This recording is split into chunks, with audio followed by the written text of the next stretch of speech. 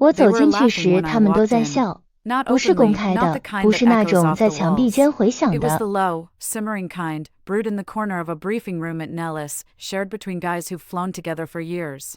The air smelled of stale coffee, jet fuel, and testosterone. I, Captain Sarah Mav Mitchell, found my seat in the back, ignoring the glances. The fighter weapons school selection pool. The big league. My name on that list was a typo, a bureaucratic error, or a PR stunt, depending on who you asked in the room. I knew most of them leaned toward the latter. "All right, listen up," Commander Davis barked, silencing the room. Final assessment scenario. Red flag exercise, but with a twist. We're simulating an incursion by an advanced, unidentified aggressor aircraft. Performance here decides who gets the permanent slot. You'll be evaluated as a team, but make no mistake, we're watching you as individuals. A tall, broad-shouldered pilot with a perfectly trimmed buzz cut and a permanent smirk, Jackhound Rollins, leaned back in his chair. Advanced and unidentified? Sounds like the Navy's new toy finally got lost. A chuckle rippled through the room. Davis didn't smile. "This isn't a joke, Rollins. The bogey parameters are exceptional. It will exploit any weakness, any hesitation. Teamwork isn't a suggestion, it's the only thing that might keep you in the air." The briefing droned on about corridors, rules of engagement, simulated armament. My mind was already there, in the sky, running through the parameters. I'd spent my life for this. Top of my class at the academy, a PhD in aerospace engineering from MIT on the side, more simulator hours than anyone knew. It wasn't enough. Not for them. I was the anomaly, the one they had to tolerate. Davis started assigning roles for the mission. For Red Flight Lead, I'm putting Rollins. Nods of approval. Jack was a natural leader, aggressive, with a kill count that backed up his attitude. Mitchell, Davis continued, his eyes scanning the sheet. "You're with Red Flight, wing for Rollins." Jack's smirk widened. He didn't look at me, but his voice carried. "Sir, with all due respect, wingman needs to be someone who can keep up. In a high-stress, first-contact scenario, it has to be a pilot." He paused, letting the words hang. "A real one." The room went quiet, then a few snorts escaped.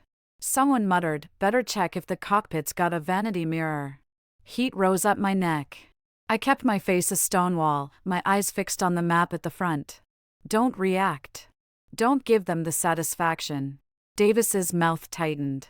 "Your opinion wasn't asked for, Captain. The assignments stand." "Understood, sir," Jack said, the picture of contrition that fooled no one. The tension was a physical thing, thick and sour. That's when the door at the back of the briefing room hissed open. Every head swiveled. General Martha Storm West walked in. You didn't need the 2 stars on her flight suit to know who she was. Her presence changed the air pressure. Commander Davis snapped to attention. "General." "At ease," she said, her voice calm, slicing through the room. Her eyes, gray and sharp as flint, scanned the assembled pilots, passing over Jack, over the others, and landing on me. She didn't look at Davis. "There's been a change in mission parameters. This exercise is now a live operational readiness test. The threat is not simulated." A stunned silence. She took a step forward. "I need 1 pilot. 1. For a real-world intercept and identification mission in the Nevada Test and Training Range. The bogey is active now." Jack Rollins straightened, his chest puffing out almost imperceptibly. This was it. The moment to prove himself on a real stage. Every man in the room leaned forward. General West's gaze never left me. "The pilot I need isn't just a stick-and rudder jockey. I need someone with a neural quick processing speed that borders on precognition, someone who can interface with systems that don't exist on any inventory, and someone who understands the physics of the impossible because they've dreamed about breaking those laws since they were 15. She paused. The room was a tomb. "That's why I'm pulling Captain Mitchell." Effective immediately. Jack's face went slack. A confused murmur started. West spoke over it, her voice cutting clear. "Her call sign for this operation is Eagle 1. The laugh that followed wasn't a chuckle. It was a short, disbelieving burst from Jack. "Eagle 1? Sir, with respect, that's a heritage call sign, reserved for." "I know what it's reserved for, Captain Rollins," West said, her tone freezing the rest of his sentence in his throat.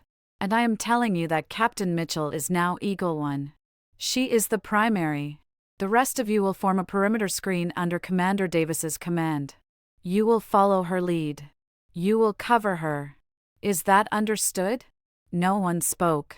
The disbelief in the room was a solid mass. I said, "Is that understood?" A ragged chorus of "Yes, ma'am," echoed. Dismissed. Mitchell, with me. Now. She turned and left. I stood, my legs oddly steady. I gathered my helmet bag. As I walked down the aisle between the chairs, I felt every eye on me. Jack's stare was a physical weight, hot with anger and utter confusion. I didn't look at him. I followed the general out into the sterile, fluorescent-lit hallway. The door hissed shut behind us, muffling the explosion of voices I knew was happening inside. She didn't stop walking, her boots hitting the linoleum with a firm, rapid rhythm. "You're wondering why," she said, not a question.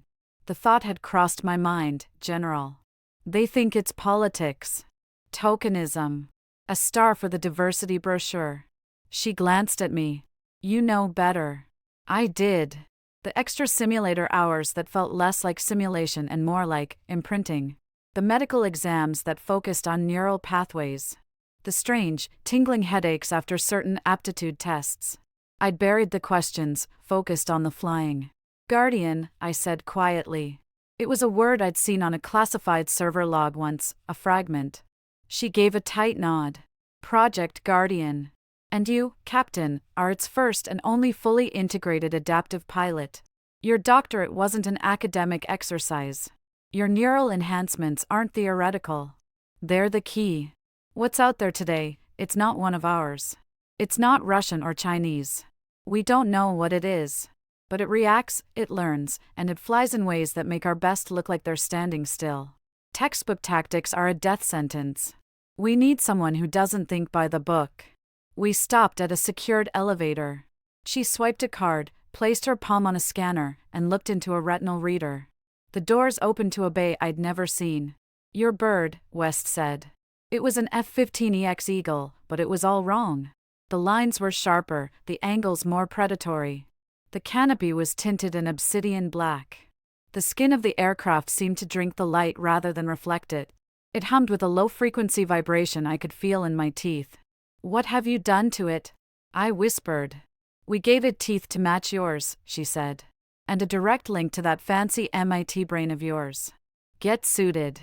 Your flight lead, Rollins, and the others will be in the air in 10. You launch in 5. Your orders are to intercept, identify, and assess. Do not, under any circumstances, fire first. But if it fires on you, she met my eyes. You do whatever your gut tells you to do to come home. The rules of engagement are whatever you can survive. A crew chief in plain black fatigues, no insignia, ran up with a flight suit. It was lighter, sleeker, with a complex-looking interface collar. The bogey is on a wandering patrol pattern over Sector Tango 7. It's ignored all IFF challenges. It took a shot at a global hawk last week. A warning shot, we think. It's probing, Mitchell. We need to know what it wants. I took the suit. The material felt like a second skin. And if it decides it wants a fight? General West's expression was grim. Then God help us all. And you proved to every laughing son of a bitch in that briefing room exactly why you're Eagle One. Now move. 5 minutes later, I was strapping into the cockpit. The familiar controls were there, but superimposed on them were holographic displays, data streams flowing in a language part of my brain instinctively understood. The neural interface in my helmet clicked home at the base of my skull. A cool, electric rush flowed through me. The aircraft's status wasn't on screens, it was in my mind. Fuel levels, weapon status, radar paints, it was all just there, like knowing my own heartbeat. Eagle One, systems check, a voice said in my ear. It was calm, male, from a controller I didn't know. All systems green, I said, my voice steady. Neural link stable. Stable. It was a wild, thrilling, terrifying feeling. The jet felt like an extension of my body. Red Flight is on station, holding at Angels 20. You are cleared for engine start and taxi. I went through the rituals. The enhanced engines spooled up with a deep, resonant whine that promised violence. I taxied out, the black jet a shadow against the bright Nevada tarmac. In my peripheral vision, I saw ground crew stopping to stare. Eagle 1, cleared for takeoff. Runway 22 left. Wind calm. Make us proud. I pushed the throttles to the stops. The acceleration was brutal, pinning me to the seat. The runway blurred. Rotation. Liftoff. The desert floor fell away. And as I retracted the landing gear, climbing into the vast blue, the only thought in my head, clear and sharp as diamond, was, no more laughing. The sky over the NTTR was an empty, aching blue. My world narrowed to the flow of data in my mind and the voice of the controller, call sign Watchtower. Eagle 1, be advised, red flight is at your 10 o'clock, 20 miles, same altitude. I glanced. For F-35s, sleek and deadly. Jack Rawlins in the lead. My new wingman, however reluctantly. A blip on my mental radar, their IFF tags. I have them, Watchtower. Roger. Proceed to patrol grid Tango 7. Bogey is painting intermittent. Last known position uploaded. I banked, the Dark Eagle responding with a thought. The neural link was intuitive. I didn't command the jet, I will edit. The sensation was dizzying. Jack's voice cut into the channel, cool and professional, but with an edge. Eagle 1, red lead. Forming up on you. Keep it tight. This isn't a joyride. Copy, red lead. I kept my tone neutral. The mission. That was all that mattered. We hit the patrol grid, a vast expanse of scrub and mountain below. Nothing. Silence stretched, punctuated by routine check-ins. The tension was a wire pulled taut. Watchtower, Eagle 1. Sector is clear. No paint. Maintain patrol, Eagle 1. Bogey's signature is elusive. It may be using some form of advanced. The world exploded. No sound. No flash. My enhanced system screamed a warning a microsecond before my instruments went haywire. My mental radar lit up with 2 dozen contacts, appearing from nowhere. They were fast. Impossibly fast. They didn't blip onto the screen, they materialized. Contact. Multiple bogeys. All around us. That was one of Jack's wingmen, Viper, his voice cracking. I don't see anything. Sensors are glitching. Break. Break. Chaos. The radio dissolved into shouts. On my mental display, the new contacts were pale, shimmering ghosts. They moved in perfect, silent unison. Not like aircraft. Like a swarm. Watchtower, we are engaged. Declaring weapons free. Jack barked.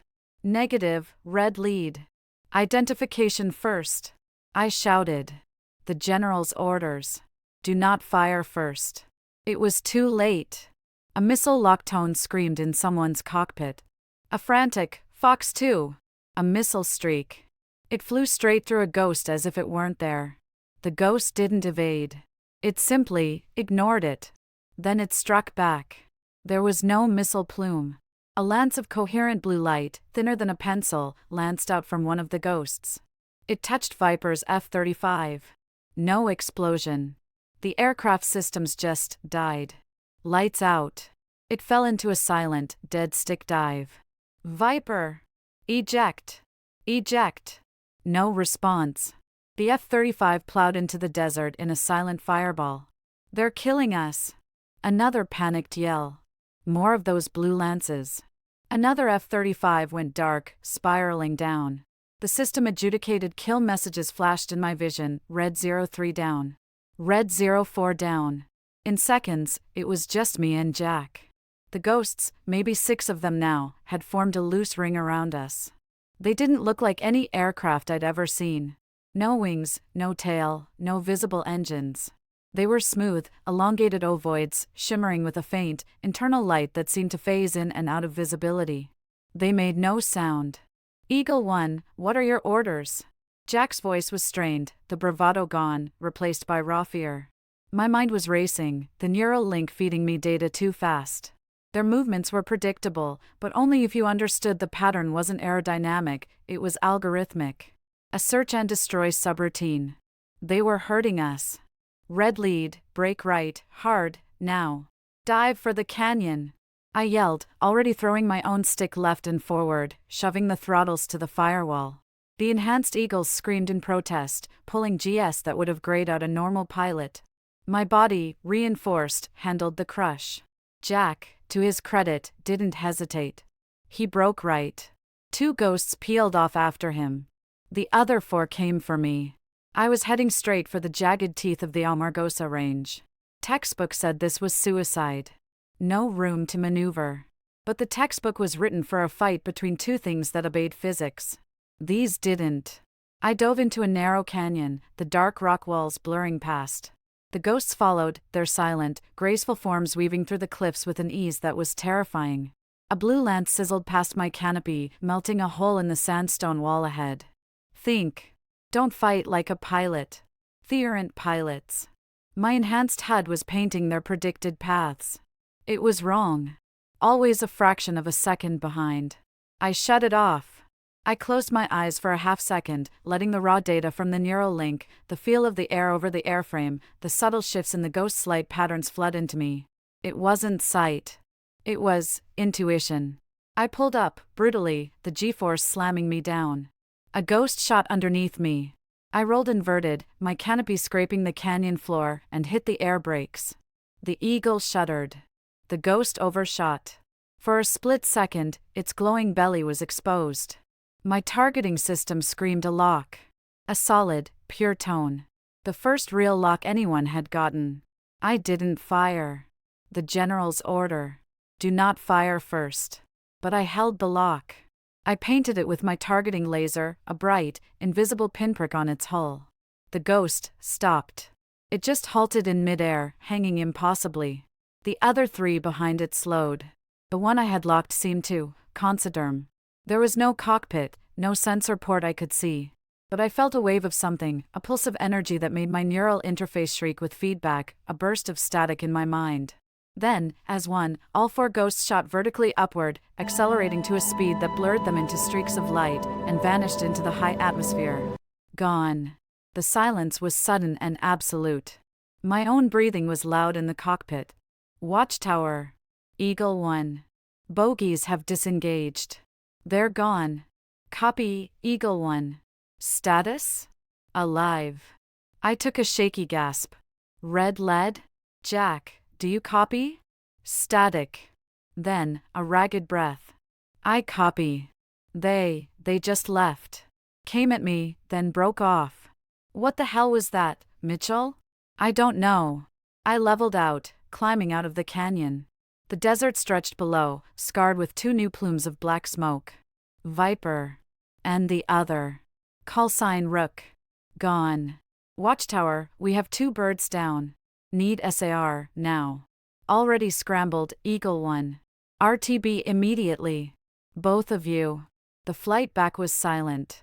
The neural high was gone, replaced by a throbbing headache behind my eyes and a cold, hard knot in my stomach. We landed, taxied to a secluded, heavily guarded hangar far from the main flight line. The Black Eagle was swallowed by shadows. When I climbed down, my legs were weak. General West was there, her face like granite. Jack was already out of his jet, pacing, his helmet in his hands. He saw me and stalked over. You had a lock. I saw it on the data link before it dropped. Why didn't you fire? His face was pale, eyes burning. My orders were to not fire first, I said, my voice flat. They killed Viper and Rook. They fired first. They fired after you did, Jack, I said, the exhaustion making me blunt. He flinched as if struck. Rage and grief warred on his face. So this is my fault?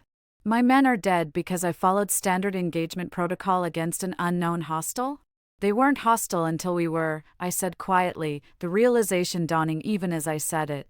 The warning shot at the global hawk. The hurting behavior. The disengagement when I achieved a lock without aggression. They were assessing. We scared them. Wes scared them? Jack laughed, a hollow, broken sound. Did you see what they did? Did you see how they moved? Enough. General West's voice cut between us. Captain Rollins, debrief in Hangar 3. Now. Captain Mitchell, with me. She led me not to a debriefing room, but to a stark, white-walled elevator that descended for a long time. We ended up in a subterranean conference room. A man in a lab coat, Dr. Elijah Carson, and a lean, intense man in casual clothes, Ryan, were waiting. "Sit, Captain," West said. I sank into a chair. My flight suit felt heavy. Dr. Carson spoke first, his voice quick, excited despite the circumstances. "The neural feedback data is extraordinary. The phase variance in the EM field you described, the predictive algorithm failure, it confirms our hypothesis. Their propulsion is not reaction-based. It's a localized gravity manipulation. And their weapons, some form of targeted EMP or molecular disruptor. They're not from here, are they?" I asked, though I knew the answer. "No," General West said simply. "They are not. What you encountered today is the third confirmed contact.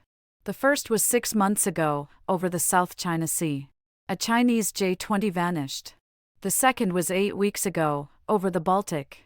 A Russian Su-57 was disabled. Its pilot was recovered, catatonic. He hasn't spoken a word. His brain activity shows invasive scanning."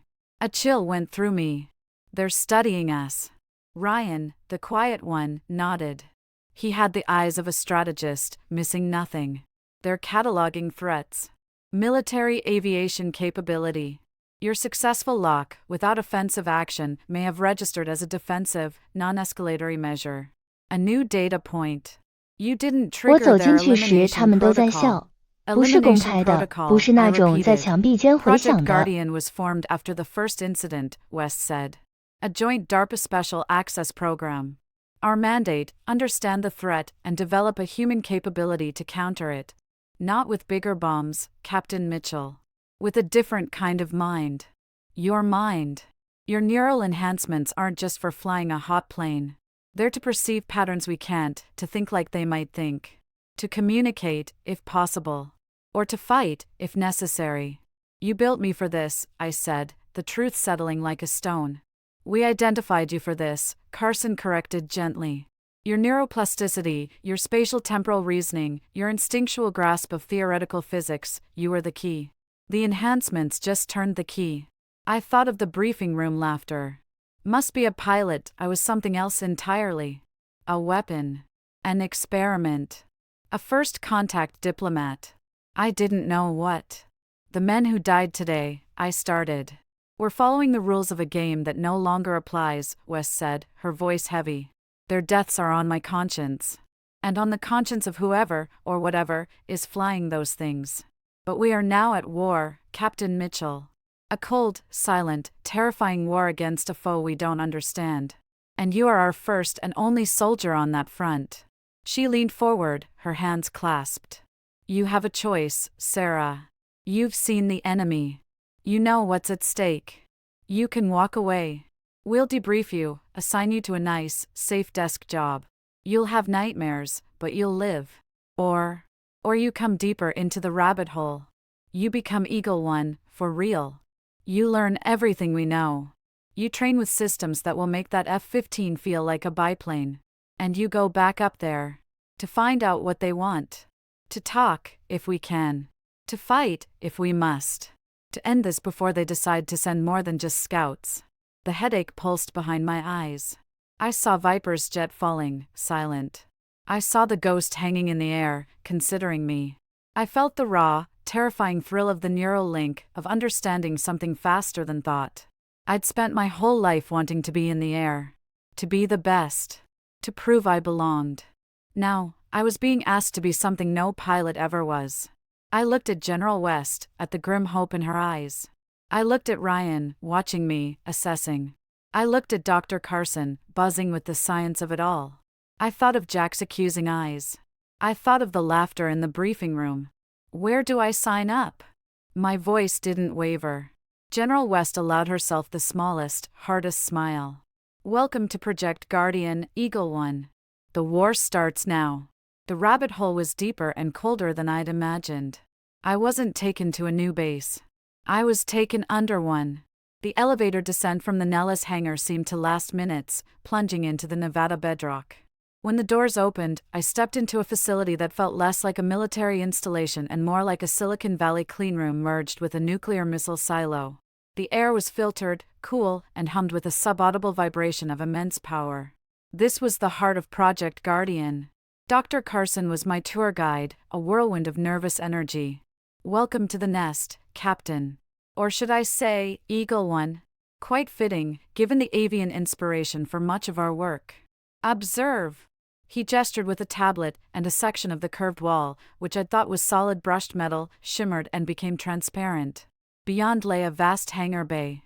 And in its center, suspended in a cradle of glowing supports, was my new ride. The XF-110 Starna didn't look like it was built, it looked like it was grown. Its fuselage was a seamless, matte gray alloy that seemed to shift in the light. It had wings, but they were slender, almost delicate, with complex, feather-like overlapping panels. The most striking feature was the absence of a traditional cockpit canopy. The front was a smooth, opaque dome. "The XF-110, Carson said, voice full of paternal pride. "A hybrid airframe. The skeleton is a graphene ceramic nanocomposite. The skin is a polymorphic alloy, it can alter its texture and radar-absorbent properties in flight. The wings can reconfigure for optimal performance across a ludicrous speed envelope. And the propulsion," he tapped his tablet. A holographic schematic appeared, showing a complex engine with no visible intake or exhaust. A combined cycle magnetohydrodynamic plasma drive. It breathes air like a jet until Mach 6, then transitions to a closed-cycle reaction for going very, very high and fast. I stared, my pilot's mind reeling with the implications. "Control surfaces? It doesn't have any elevators, ailerons." "It doesn't need them," a new voice said. Ryan leaned against the doorway, arms crossed. He'd changed into black tactical pants and a simple gray t-shirt. He looked more like a spec ops operator than a scientist. The entire skin is embedded with millions of microscale fluidic actuators. It changes shape. It flies by rippling. Like a bird. Or a manta ray. The flight computer is an adaptive AI we call Warden. "And you," he said, nodding at me, "are its other half. The wetware." "The neural link," I said, the throbbing in my temples a dull reminder. "Is not an interface," Carson corrected, excited. "It's a synthesis. Your cognitive processes and Warden's computational ones will operate in a feedback loop. You won't be flying the Starna, Sarah. You and the Starna will beta flight. Your reactions, augmented by its predictive models. It's sensor fusion, filtered through your human intuition. It's the only way to match the agility and decision speed of the UAP's unidentified aerial phenomena. Ghosts is as good a name as any. You're building a psychic airplane," I said, the absurdity of it cutting through the technical awe. "We're building a bridge," Ryan said quietly. "Between human consciousness and a machine smart enough and fast enough to talk to the things in the sky. Or fight them. The F-15EX you flew is a prototype interface. This," he gestured to the Starna, "is the finished product. And you're the only pilot whose neural architecture has successfully bonded with the substrate. The others." "Others?" I asked. Carson's face clouded. "There were 2 before you. Test subjects for earlier interface models. One suffered a catastrophic synaptic cascade during a high-G maneuver. The other is in a permanent vegetative state. Their minds couldn't handle the feedback. Yours does. It thrives on it. Your brain doesn't just receive data, it seeks patterns within it, creates its own. It's beautiful." It sounded horrifying. I was a lucky mutant. I pushed the thought down. "When do I fly it?" "Soon," Ryan said. "But first, you need to understand what you're dealing with. And who you're dealing with." The who is a series of briefings that painted a frightening picture. The ghosts weren't random visitors. Their incursions followed a pattern, mapping the globe's most advanced military aerospace corridors. They'd appeared near Area 51, over the Pentagon's secret Utah data center, near Russian and Chinese hypersonic test sites. They were intelligence gatherers, of a 我接 kind. 过那件西 But for 装， what 面料 purpose? 贴身的 The 像第 prevailing 二层 theory 皮 is 肤。如果他 non-interventionist 想打架呢？ observation, a DAR NSA analyst said during one briefing. But the attacks on the Chinese and Russian craft, and now on our own, suggest a defensive or preemptive protocol. They may be programmed to cull technological development that reaches a certain threshold of threat. Or they're scouts, Ryan offered later, in a private session with just me, him, and General West. We were in a small briefing room, screens showing the eerie, smooth ovoids. For something bigger. General West steepled her fingers. Our mission is threefold. 1. Determine intent. 2. If hostile, develop a definitive countermeasure. 3. If possible, establish communication. Project Guardian is the key to all three. You, Captain, are the tip of that spear. But the shaft is made of politics, funding, and paranoia. Not everyone in the chain of command agrees with our methods. Rollins, I said. Captain Rollins is a symptom, not the cause, West said. He's a good pilot, a by-the-book officer. The book just burned up in front of him. He's scared, and he's angry, and he's talking to his friends in the Pentagon's Acquisition Corps. They see Guardian as a bloated, sci-fi boondoggle that got men killed. They want proven solutions, more missiles, better radar, fifth-gen squadrons. They're wrong, Ryan stated flatly. Are they? I asked, surprising myself. 2 pilots are dead. We have a plane that might turn my brain to soup. And we're guessing at what they want. Maybe the by-the-book guys have a point. Ryan fixed me with his intense gaze. The book says an aircraft needs wings, thrust, and a pilot. Those things out there have none of the above, and they fly circles around the best the book has ever produced. The book is obsolete, Mitchell. You felt it up there. You moved on instinct, not training. That instinct, amplified by the Starna, is the only new page we have to write. The truth of it was a cold stone in my gut. He was right. In the canyon, I hadn't thought. I'd felt. I'd known. Your training begins now, General West said. Dr. Carson will oversee your physiological and neural integration. Ryan is your tactical and systems mentor. You have 48 hours before we run your first full synchronicity test in the Starna simulator. Dismissed. The next 2 days were a blur of agony and revelation. The simulator was a full-body immersion pod that looked like a futuristic sarcophagus. Inside, I was suspended in a gel that conducted neural impulses. They weren't simulating flight, they were simulating the interface. I saw through the Starna sensors, a 360-degree sphere of perception. I felt the air over its skin as a tactile sensation. I thought maneuvers, and the craft responded. The first few attempts were overwhelming, a sensory tsunami that left me vomiting into a basin. Carson monitored my vitals, tweaking the feedback levels. Your amygdala is overactive. Suppressing. There. Better? It was. And it was terrifying. The line between me and the machine began to blur. I could feel the phantom weight of wings, the thrum of the exotic engine in my bones. Ryan drilled me on tactical problems. Not dogfights, but puzzles. The ghosts would appear on the simulated sensor sphere as shifting probability clouds. He'd throw a dozen at me. They're hurting you. Find the pattern. Escape. Or, one is damaged, lagging. Is it a weakness or a trap? Decide. I learned their basic behaviors, the silent swarm tactics, the disabling blue lasers, the instantaneous acceleration. I learned to see the patterns in the chaos, not the patterns of aerodynamics, but of logic. Of search algorithms and threat assessment protocols. They weren't flying, they were processing. Between sessions, I'd catch glimpses of Jack. He was in the main sections of the underground base, meeting with officers in crisp Air Force blues, not Guardians plain blacks. He'd glare at me, his anger a tangible heat. Once, he stopped me in a corridor. Having fun playing with your toy, Mitchell? He sneered, his eyes bloodshot. While the rest of us get ready for the real fight? What fight is that, Jack? I asked, weary. The one where we blow those things out of the sky with something that actually works, he said. Not some mind-reading party trick. I've read the reports. The enhancements. They fried the brains of the last 2 guys who tried it. You're a time bomb. And when you go off, you're going to get more people killed. He stalked away. His words festered. He wasn't entirely wrong.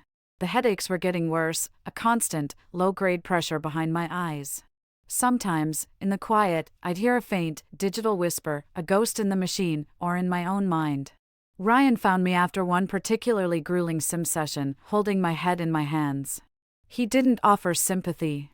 He handed me a glass of cold water. Rollins is digging, he said, his voice low. He has friends on the Senate Armed Services Committee Oversight Subcommittee. He's calling Guardian a rogue program. Says West is obsessed with aliens and is getting good pilots killed for pseudoscience. He's not completely off base, I muttered. He's dangerously close to the truth, Ryan corrected. But for the wrong reasons. This program has to be secret, Sarah. Not just from the public. From most of our own government. The knowledge that we're not alone, that we're being monitored by a technology we can't comprehend, it would cause panic. Worse, it would cause a global land rush. Every nation would try to shoot one down, to capture the tech. That could be exactly what triggers a full-scale response from them.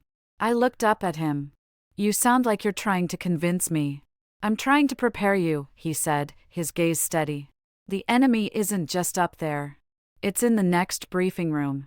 It's in the hearts of scared, proud men who'd rather fight a war they understand than face a universe they don't. You're the symbol of everything they fear. A new kind of weapon. A new kind of soldier. And symbols make great targets. The day of the first live test arrived. Not a flight, but a full power-up and neural sync with the actual XF-110 in its cradle. I was suited in a new, form-fitting flight suit lined with a web of sensors. The helmet was lighter, the neural interface ports a cold kiss on my spine. The cradle chamber was a cathedral of technology. The Starna hummed with a low, powerful energy. I climbed the gantry, my heart pounding.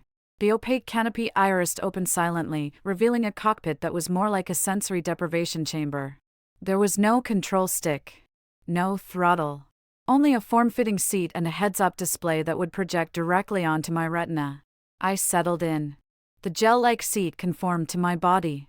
Wires and tubes connected automatically. The canopy sealed above me, plunging me into silent, amber-tinged darkness. Initiating neural handshake, Carson's voice came in my ear, from the control room. Stage 1. A warmth flooded my spine, spreading outwards.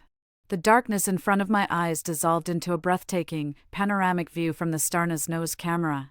I could see the entire hangar, above, below, behind me. It was all just there, in my mind. Stage 2. Motor and sensory integration. I took a breath. I willed the Starna's left wing to dip. Outside, in the hangar, the Starna's left wing dipped.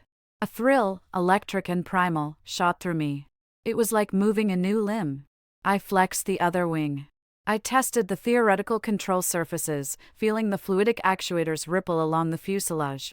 The response was instantaneous, perfect. It was me. Neural sync at 98%. Unprecedented. Carson chirped. Initiating systems check. Plasma drive ignition on my mark. 3, 2, 1. I thought of thrust. A deep, resonant thrum vibrated through the craft, through the cradle, through my bones. It wasn't the roar of a jet engine. It was the sound of a star being contained. A pale, blue-white glow emanated from the engine nozzles. The hangar lights dimmed as the Starna drew power. Power nominal. Stability nominal. Sarah, how do you feel? I am plain, I whispered, the truth of it undeniable. Excellent. Now, the real test. We're going to run a live fire simulation. Drones in the test range will simulate ghost maneuver patterns. You will engage. Remember, the goal is not destruction. It's analysis and evasion. Your weapons are set to training mode. Ready? Ready. My voice was calm. My mind was a crystal clear lake. The hangar roof began to slide open, revealing a strip of Nevada sky. The cradle's restraints disengaged. The Starna was free. I thought, up.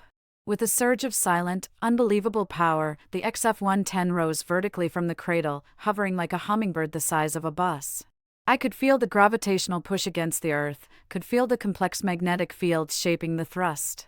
It was effortless. I cleared the hangar, the desert stretching out below. The sky was mine. Drones are live. Exercise begins, now. On my mental sphere, 6 red markers appeared, adopting the familiar, impossible swarm patterns of the ghosts. Training drones, but programmed to mimic the real thing. I didn't hesitate. I didn't plan. I flowed. I slipped between 2 diving drones, my mind calculating intercept vectors and evasion probabilities 1,000 times a second. A blue simulated laser lanced past. I contorted the Starna's body in a way no rigid airframe ever could, the polymorphic skin flowing like liquid metal. I returned fire with my own training lasers, painting the drones, feeling the satisfying ping off a simulated hit. It was a dance. A brutal, violent, beautiful dance. I was winning. I was faster, more agile. The neural link was a superhighway, and I was racing down it at light speed. Then, something flickered. A ghost of a signal, not from the drones. A whisper in the static of my own enhanced perception. A pattern within the pattern. For a split second, the 6 drone signatures on my display seemed to align, to pulse in unison with a rhythm that echoed the headache behind my eyes. It was a message. A simple, repeating sequence of on-off. A prime number sequence. 2, 3, 5, 7, 11. It was beautiful. Sarah, your neural activity is spiking. Cortisol levels are off the chart. Disengage. Carson's voice was frantic in my ear. But I was mesmerized. The pattern, it was a key. It was an answer. I reached for it with my mind, trying to hold the sequence, to understand. Pain. White-hot, searing pain lanced through my skull. It wasn't physical. It was cognitive. An overload. The beautiful pattern shattered into a million shards of broken glass, each one cutting into my thoughts. The panoramic view of the sky swirled, melted into static. I screamed. Or I thought I did. System failure. Neural overload. Initiating emergency disconnect. The world went black. The sensation of flight, of power, of unity, was ripped away. It was an amputation. I was thrown back into the cramped, dark, limited prison of my own body, gasping, choking, my nose bleeding freely into the helmet. The last thing I heard before unconsciousness took me was Carson's horrified voice. She saw something. My God, the pattern recognition suite lit up like a Christmas tree. She was talking to them. And underneath that, Ryan's grim whisper, or they were talking to her. Shut it all down. Now. Jack Rollins sat in a secure comms booth in the conventional part of Nellis, far from the Guardian complex. The screen in front of him showed the stern, concerned face of Senator John Hathaway, a senior member of the Oversight Committee and an old friend of Jack's father. Unacceptable losses, son, the senator was saying. And this Guardian project is a sinkhole. Billions, no accountability, and now 2 good men are dead following the lead of some experimental psyop pilot? It's worse, sir, Jack said, leaning forward. I've been asking around. Quietly. The 2 pilots before Mitchell? They weren't just washed out. One's a vegetable at Bethesda. The other's in a permanent coma. Their medical files are sealed under a beyond top-secret caveat. West is burning through people, Senator. And for what? A plane that reads minds? Do you have proof? Not rumors. Evidence. Jack hesitated. Not yet. The data from the engagement is 我 locked 走 down 进 in 去时， Guardian 他们都在 servers. 笑， But the 不是公 maintenance 开 logs 的， for the 不是那种 experimental 在墙壁 hangar, 间 there are 回响的。 discrepancies. Huge power draws that don't match any known test schedule. Shipments of materials that aren't on any procurement form. And the security, it's not just keeping people out. It's keeping something in. The senator steepled his fingers. I can authorize a preliminary audit. Financial trails, procurement. It'll be subtle. But Jack, be careful. Martha West is a war hero. She has powerful friends. And if there's even a tenth of what you suspect going on, it's a fight that won't stay in the shadows. I'm not afraid of a fight, sir. I'm afraid of more good pilots dying for a secret that's not worth it. Jack's jaw was set. I'll get you your evidence. He signed off, the screen going dark. He sat in the dim booth, the hum of the bass a distant thing. He thought of Viper and Rook, their jets falling from the sky. He thought of Sarah Mitchell, walking into the briefing room, the general's anointed one. The chosen. He'd get the proof. He'd expose Guardian. And he'd make sure Mitchell never flew a combat mission again. He didn't know that in a medical bay deep underground, I was waking up to a different kind of truth, that I was both the weapon and the battleground, and the war had just gotten a hell of a lot more complicated. Pain was my first companion upon waking. A deep, throbbing ache behind my eyes, as if my brain had been squeezed in a vice. The second was the sterile smell of antiseptic and the low hum of medical monitors. I was in the Guardian infirmary, a stark white room that felt more like a lab. I tried to sit up, and the world lurched. A wave of nausea followed. Easy. Ryan's voice. He was sitting in a chair by the bed, looking as if he hadn't slept. His usual intense focus was edged with concern. Carson says you overloaded the interface. Your occipital cortex and prefrontal lobe lit up like a supernova. You've been out for 18 hours. The pattern, my voice was a dry croak. In the drones. It was a message. A sequence. Ryan's eyes narrowed. What sequence? Prime numbers. 2, 3, 5, 7, 11, reciting it made the pain spike. I winced. He was already on his feet, pulling a small, secure tablet from his pocket. His fingers flew over the screen. Carson, get in here. And bring the raw telemetry from the Starna test. The neural feed, not just the flight data. Dr. Carson bustled in a moment later, his face pale. Sarah! Thank goodness. How are you feeling? The synaptic feedback was extraordinary, but the cascade. The prime numbers, Ryan cut him off. She saw a pattern in the drone exercise. A repeating prime number sequence. Carson froze, his scientific curiosity momentarily overriding his bedside manner. That's impossible. The drone swarm algorithm is a proprietary pseudorandom threat generation program. It doesn't contain embedded mathematical sequences. Unless, his eyes went wide. Unless the pattern wasn't in the drones. It was in the carrier wave. The neural interface uses a modulated frequency too. He snatched the tablet from Ryan, scrolling frantically. My God. Look at this. A faint, repeating harmonic resonance in the tertiary feedback band. It's buried in the noise. I thought it was static. Or a signal, Ryan said, his voice low. Using the interface itself as a carrier. Meant for her. He looked at me. What did it feel like? It felt beautiful, I said, the memory clear amidst the pain. Orderly. Simple. Like a greeting. Or a handshake protocol. The implications washed over me, cold and staggering. They were trying to talk. Through the Starna. Through me. The door hissed open, and General West strode in. Her face was granite, but her eyes held a fierce, urgent light. Good, you're awake. We have a situation.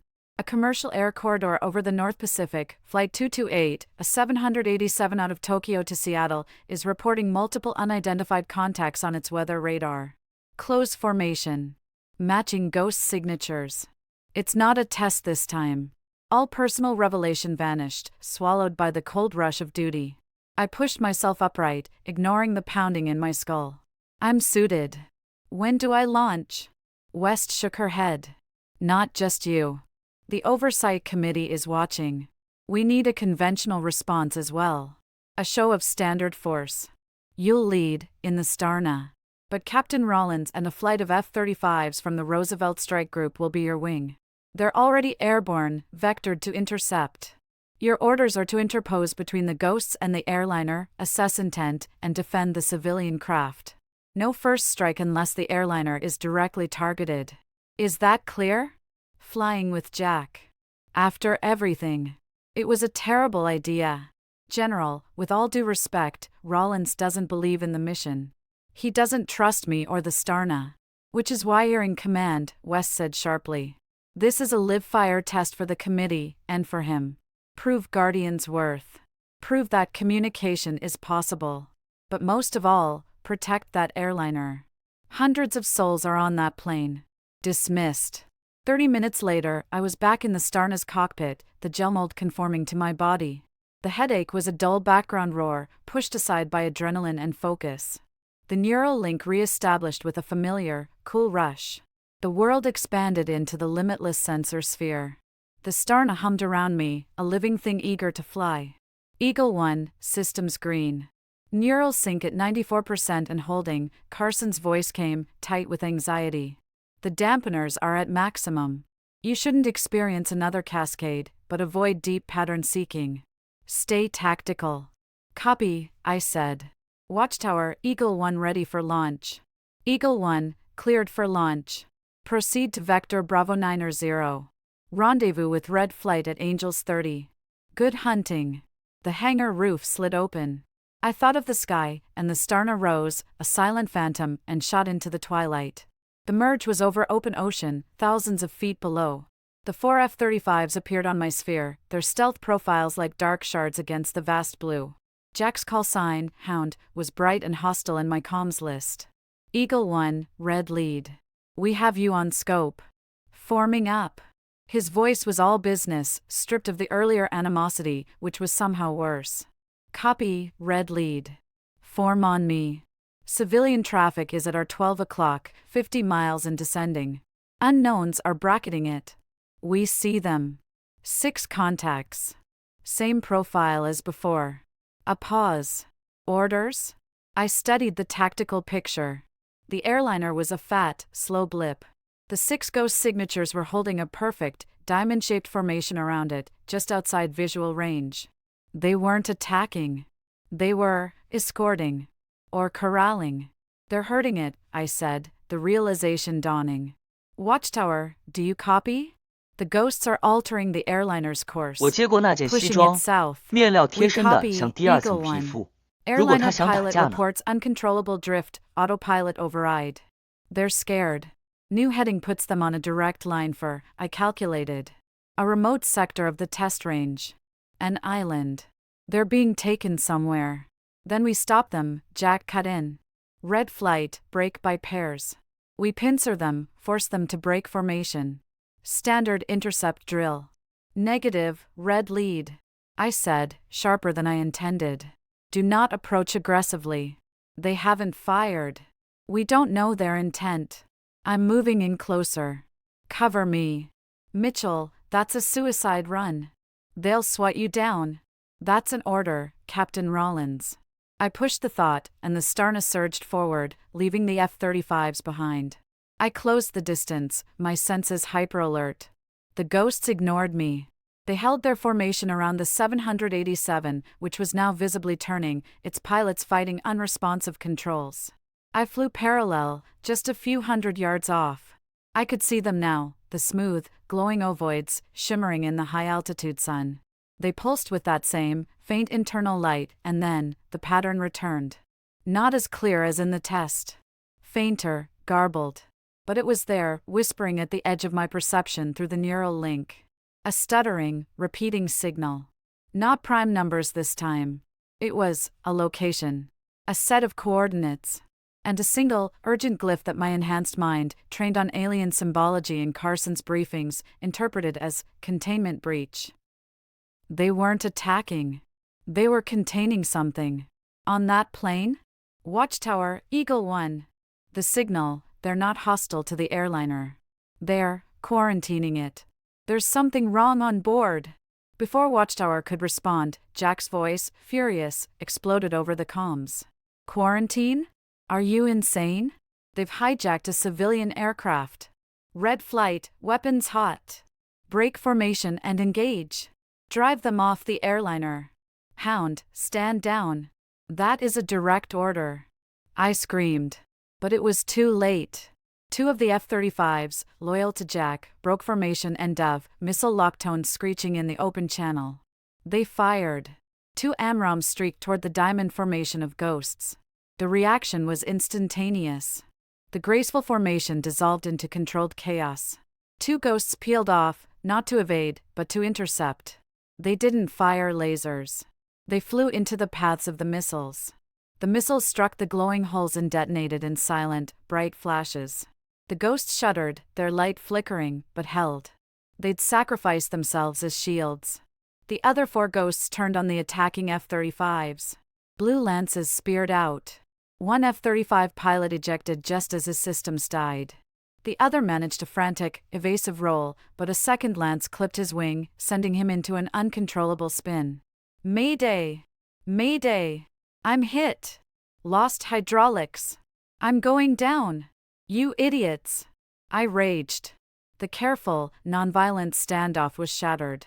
The remaining ghosts now turned their attention to the perceived threat, us. And the airliner was caught in the middle, drifting helplessly. 1 ghost broke toward the stricken 787, as if to re-establish its control. Jack, seeing this, saw only an attack run. It's going for the airliner. Fox 3. He launched his last long-range missile. No! I acted on pure, desperate instinct. I didn't think. I willed. The Starna responded. A panel on its underbelly irised open. Not a missile bay. A hexagonal aperture that glowed with a fierce, actinic blue light. My mind, interfaced with the weapon system, understood. Directed energy weapon. Experimental. Unauthorized for use, General West's warning flashed in my memory. Too late. A beam of coherent energy, thicker and brighter than the ghost's lasers, lanced out. It wasn't designed to disable. It was designed to destroy. It intersected Jack's missile in mid-flight, vaporizing it in a silent flash of plasma. But the beam's path continued. It grazed the ghost that was approaching the airliner. The effect was catastrophic. The smooth ovoid didn't just flicker. It fractured. Cracks of brilliant white light spiderwebbed across its surface. For a second, it hung there, a shattered star. Then it erupted in a soundless explosion of light and molten debris. The shockwave hit the 787, rattling it violently. Silence on the comms. The other ghosts stopped. They seemed to orient on me. On the Starna. The feeling that washed over the neural link was not a pattern. It was pure, cold condemnation. Then, as one, they turned and fled, accelerating to hypersonic speeds and vanishing into the upper atmosphere, leaving behind the debris of their fallen comrade, the crippled 787, and 2 descending F-35 pilots. The mission was a success. The airliner, shaken but intact, regained control and limped toward an emergency landing in Alaska. Its passengers and crew were safe. We had won. And we had lost everything. The debrief was an inquisition. I sat in a different room, a stark, windowless conference room in the Pentagon, not the nest.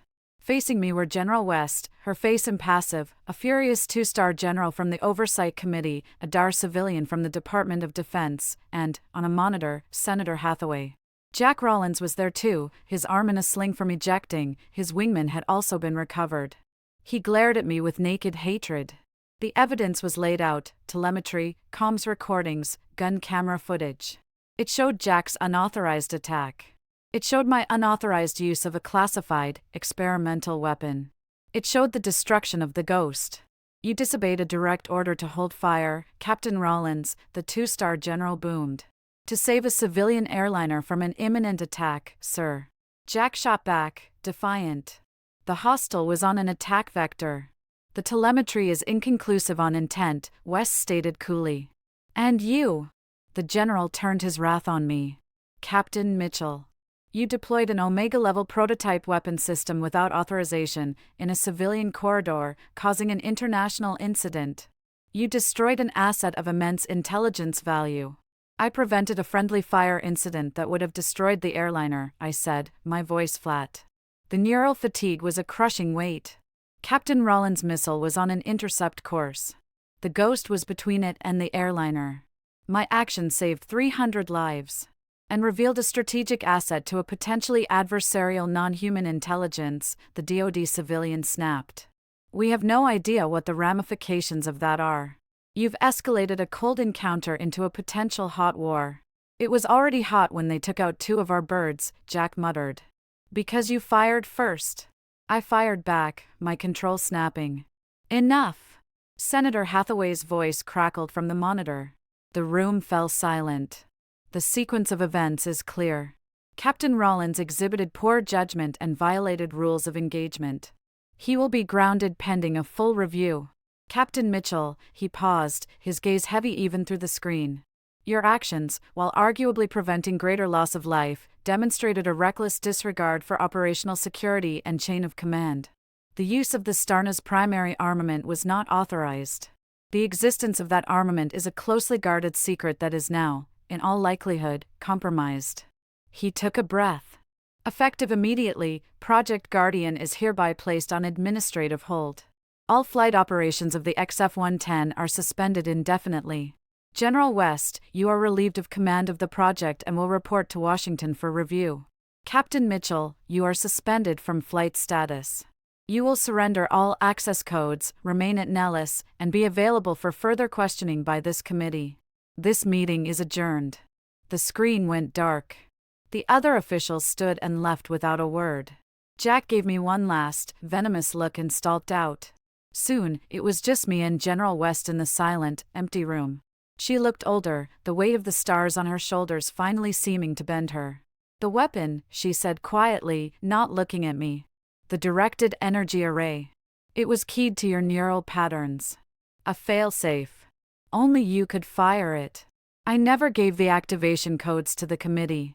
I didn't think you'd find it, let alone use it. It was there. In the systems. I felt it. In the moment, it was the only way."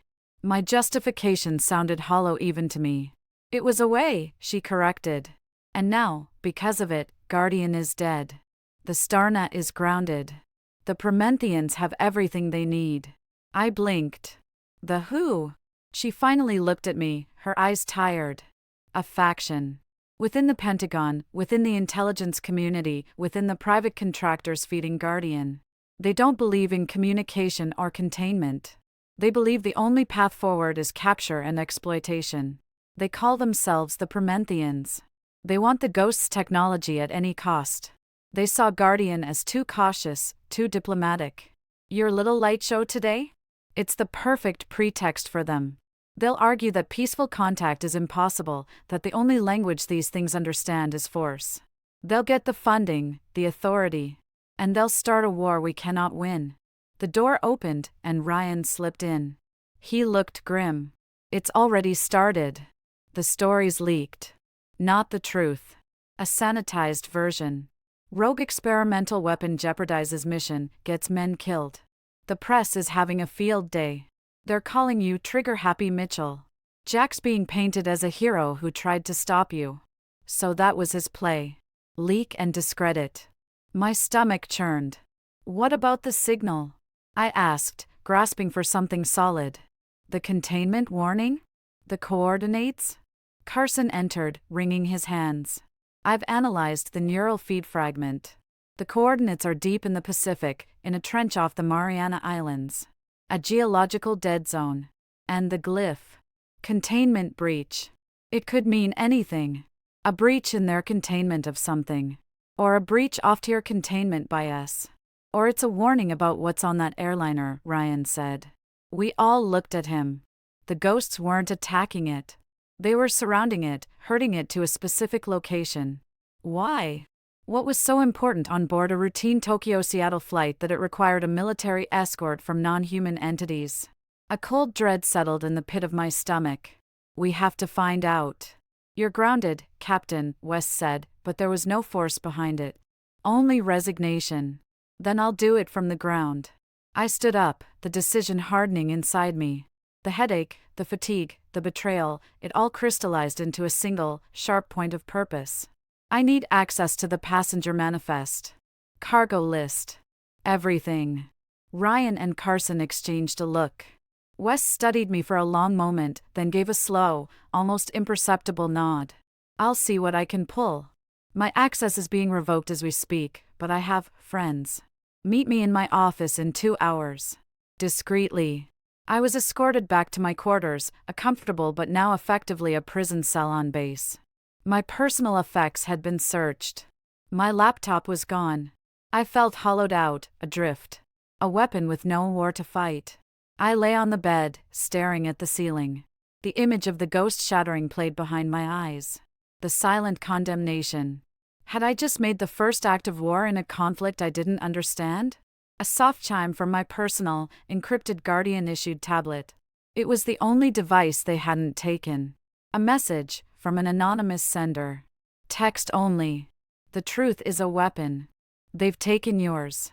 Find it. Flight 228 Cargo Manifest, log hashtag NK228-477. Look for Prometheus. Your friend, Jack, is a pawn. The board is bigger. If you want to understand the breach, you have to see it. Coordinates attached. Trust Ryan. He's cleaner than he looks. Find me. W. West." Attached was a file with geographical coordinates, the same one from the ghost signal, and a set of high-level military transit codes. 我走进去时，他们都在笑，不是公开的，不是那种在墙壁间回响的。 It was a lifeline. A path. and a confirmation that the general was playing a deeper game, even from the brink of disgrace. My door hissed open. It wasn't a guard. It was Ryan. He held a finger to his lips, then tossed a bundle of black clothing at me, civilian clothes. We have about 90 seconds before the MPs come to formally confiscate that tablet and place you under stricter guard. The general's diversion won't last long. You coming? I didn't hesitate. I changed quickly. Where? Somewhere they can't find you. Somewhere we can find the truth. He glanced at the now blank tablet in my hand. And it looks like you've got the first clue. Prometheus. Let's see what fire they've been playing with. As I followed him into the dim, service corridor behind my room, the sound of heavy boots echoed from the main hallway. Shouted orders. They were looking for me. I was no longer Captain Sarah Mitchell, suspended pilot. I was Eagle One. And I was on the run. The escape was a blur of adrenaline and shadows. Ryan moved with the silent, predatory grace of a man who knew every back corridor and blind spot in the vast Nellis complex. We slipped through maintenance hatches, rode in the claustrophobic silence of a freight elevator, and finally emerged into the blistering heat of the Nevada night behind a disused hangar. A nondescript black van was waiting, engine idling. Get in, Ryan said, not a request. I slid into the passenger seat. The driver was a woman I didn't know, her face all sharp angles and watchful eyes in the dashboard glow. She nodded once at Ryan and pulled away without a word. Where are we going? I asked, my body still thrumming with the shock of the last 24 hours. A place the Prometheans don't own yet, Ryan said, his gaze scanning the dark landscape. But we don't have much time. West's diversion will buy us a few hours. After that, you'll be listed as AWOL, and I'll be listed as aiding and abetting. They'll throw every asset they have at finding us. The story is already being shaped. The unstable, enhanced pilot, traumatized by combat, has snapped and fled with classified data. Her rogue handler is assisting. The cynicism of it took my breath away. So that's it? We're criminals now? We're inconvenient, Ryan corrected, his voice cold. The Prometheans need a clean narrative to shut down Guardian and seize its assets. You, as a tragic, rogue element, fit perfectly. Jack's leak was just the first move. Your betrayal is the second act. The final act is them taking control, with public and political opinion on their side. I thought of the encrypted message. The general, she sent me coordinates. In the Pacific. And a reference. Prometheus. On Flight 228's manifest. Ryan's jaw tightened. I know. She managed to get a data burst to me too, before they cut her off. The Nereus. A deep-sea research vessel, nominally owned by Oceanic Dynamics, a marine geology firm. It's a Guardian black site. It's been stationed over those coordinates for 3 weeks. West, Carson, and a skeleton crew are on board. It's the only place left they can't easily touch. And Prometheus? The driver, who'd been silent, spoke. Her voice was low, with a slight accent I couldn't place. Prometheus is a sub-project. Classified above even Guardian's core clearance. I was the logistics coordinator. I saw the manifests. It started 6 months ago. Small, shielded containers. Special handling. Always routed through civilian channels. Never on military flights. Biological or technological? Ryan asked. Unknown. The manifests listed them as geological core samples, extreme environment. But the security protocols were for weapons-grade fissile material. The last shipment was logged onto Flight 228 in Tokyo. Manifest NK-228-477. It was to be transferred to the Nerus via a prearranged rendezvous. The pieces slammed together with dreadful clarity. The ghosts weren't attacking the airliner. They were intercepting that shipment. They were trying to stop Prometheus from reaching the Nereus. Which means, Ryan said, turning to look at me, his face grim in the passing streetlights, either Prometheus is something so dangerous the ghosts see it as a threat to be contained, or it's something the Prometheans want so badly they're willing to risk a cosmic incident to get it. And we just helped them deliver it. The van drove through the night, switching vehicles twice at prearranged, empty locations. We ended up on a private airstrip outside of Vegas, where a sleek, unmarked Gulfstream G650 awaited, its engines whining. We boarded quickly. The interior was plush but impersonal. As soon as the door sealed, the jet began to roll. 10 hours to the rendezvous point, Ryan said, buckling in. Try to sleep. You'll need it. Sleep was impossible. My mind raced over canyons and burning ghosts, over Jack's betrayed face and the cold verdict in the Pentagon room. I accessed the Gulfstream's secure satellite terminal with codes Ryan provided and pulled up the data West had risked everything to send. Flight 228's full manifest. I scrolled to log in K228-477. It was a single crate, listed at 200 kilos. Origin, a private biomedical research institute in Kyoto, with ties to a major defense contractor, Krasnov Industries.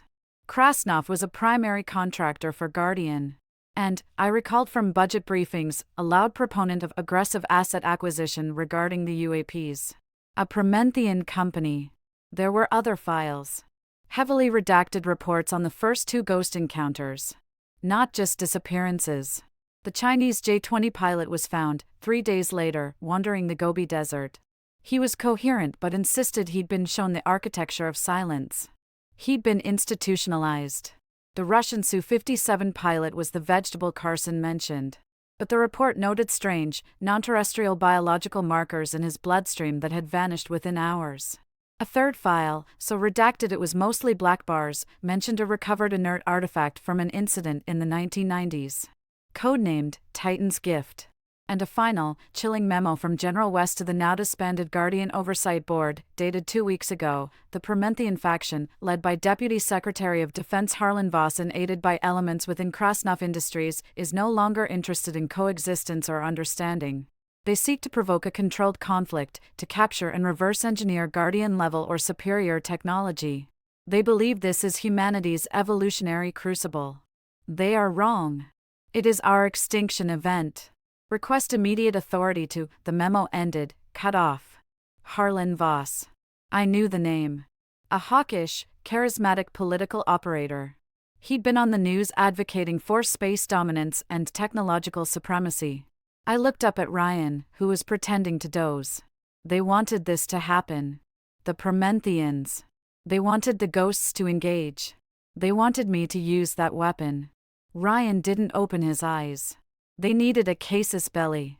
A smoking gun to prove the aliens were hostile and that Guardian's approach was weak. You gave it to them. So did Jack, though he's too blinded by pride to see he's holding someone else's gun. And the breach? We're about to find out. The Gulfstream landed on a small, storm-lashed airstrip on a remote Aleutian island. From there, a deafening, aging helicopter ferried us out over the heaving gray expanse of the North Pacific. After an hour, I saw it, the Nereus, a large, oceanographic vessel painted a nondescript blue-gray, riding the swells. It looked ordinary. But as we circled for landing, I saw the reinforced helipad, the unusual sensor arrays disguised as communication masts, the subtly fortified hull. We touched down. The wind whipped salt spray that stunned my face. General West was there to meet us, wrapped in a heavy weather jacket, her hair wild in the gale. She looked exhausted but unbroken. Dr. Carson stood beside her, practically vibrating with anxious energy. No salutes. No formalities. West just clasped my arm, her grip fierce. You shouldn't have come. But I'm glad you did. She turned and led us inside, out of the roar of the wind and into the deep, metallic hum of the ship.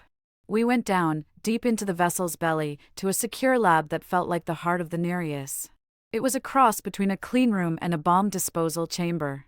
In the center, on a stabilized platform, was a crate, the crate from Flight 228. It was open. Inside, nestled in a form-fitting composite frame, was an object. It was beautiful, in an utterly alien way. About the size of a football, it was made of the same seamless, luminous material as the ghosts, but this was dark, a deep obsidian that seemed to swallow the light. Its surface was etched with intricate, spiraling patterns that glowed with a faint, internal silver light. It pulsed, slowly, like a sleeping heart. Prometheus, Carson breathed, gesturing. Or as the manifest so dryly put it, geological sample. It was recovered from the original incident. The one in the 90s. Titan's Gift. It's been in storage, studied in fits and starts. The Prometheans believed it was a power source, or a data core. They've been trying to activate it for years. They finally found a key. What key? I asked, unable to look away from the pulsing artifact. A specific EM frequency. Modulated to mimic the carrier wave the ghosts use, West said. They broadcast it, weekly, from a lab in Kyoto. The artifact responded. Started emitting a low-level signal. A homing beacon. They packed it up to bring it here, to the Nereus, which has the only containment and study facility robust enough to handle a full activation. They thought they were bringing it home for Christmas. But they were ringing the dinner bell, Ryan concluded. West nodded. The ghosts detected the activation signal. They tracked the artifact to Flight 228. They weren't trying to destroy the plane. They were trying to recover their property. Or destroy it before we could poke it with a bigger stick. Their containment breach warning wasn't about the plane. It was about this. Loose. Awake. In our hands. I stared at the dark, pulsing heart. So what is it? Carson stepped forward, his eyes wide behind his glasses. We believe it's a seed. Or a schematic. Not a weapon. Not a power source. It's a memory. A template. A template for what? For them, West said softly. She walked to a console and brought up a holographic display. It showed the solar system. Then it zoomed out, through the local stellar cluster, into the galaxy. A timeline scrolled, marking millions of years. Dr. Carson, with the data from the artifact and the ghost encounters, has developed a new hypothesis. One the Prometheans dismissed as fanciful.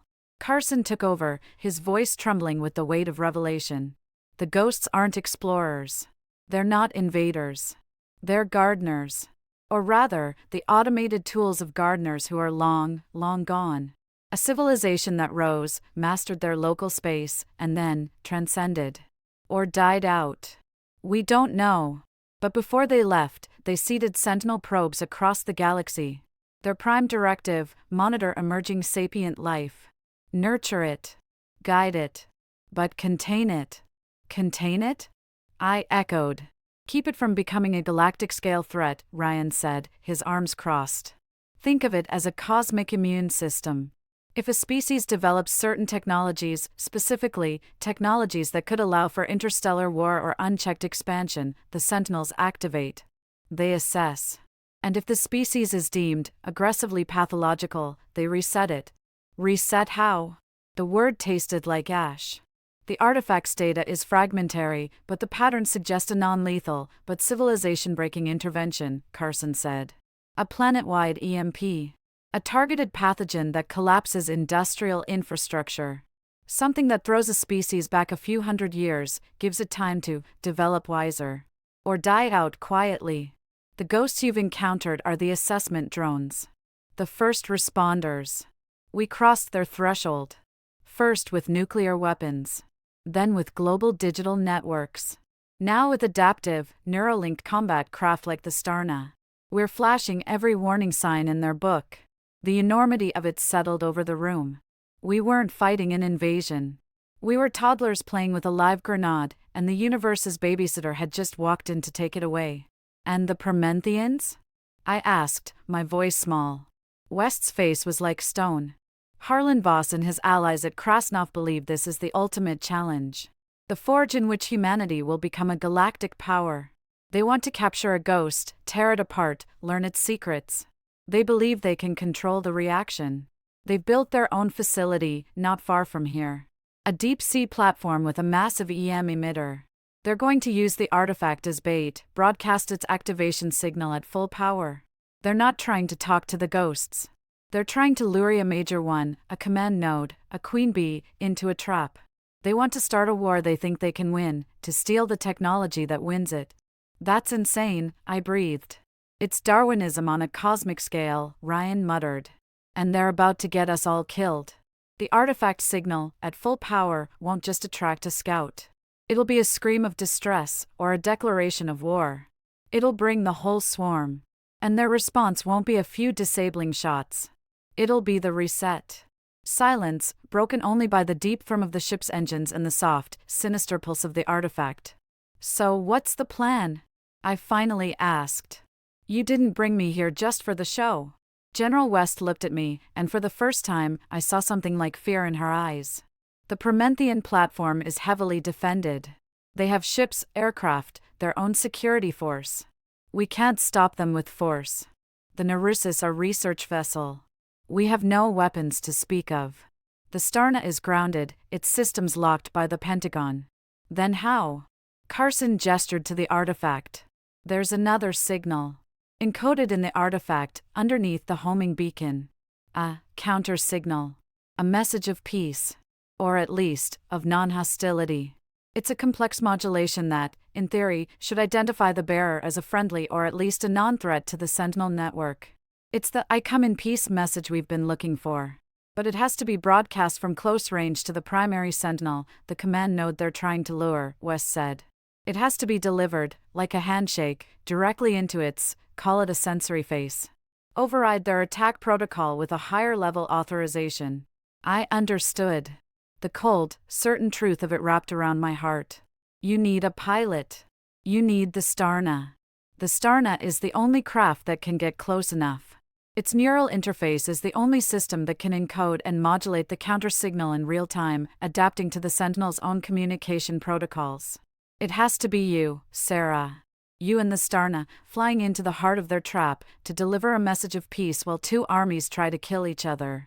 It's a suicide mission, Ryan stated bluntly. Even if we could get the Starna here, which we can't. The Prometheans control all access. The Air Force will shoot you on sight.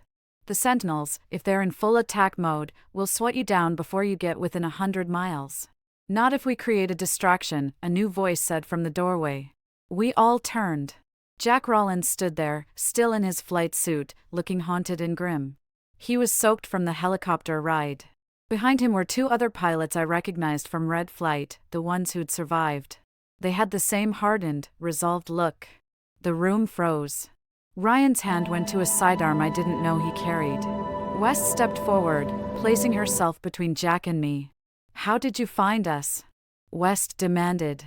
You're not the only one with friends, General, Jack said, his voice ragged. He didn't look at me. He looked at West, and then at the pulsating artifact. After the hearing, I was angry. I wanted to bury Mitchell. Bury Guardian. I started digging, following the money, the logistics. My friends helped. I found Krasnov. I found the manifests. I found the orders redirecting search assets away from this sector. I'm a proud son of a bitch, General. But I'm not a traitor. And I'm not an idiot. They played me.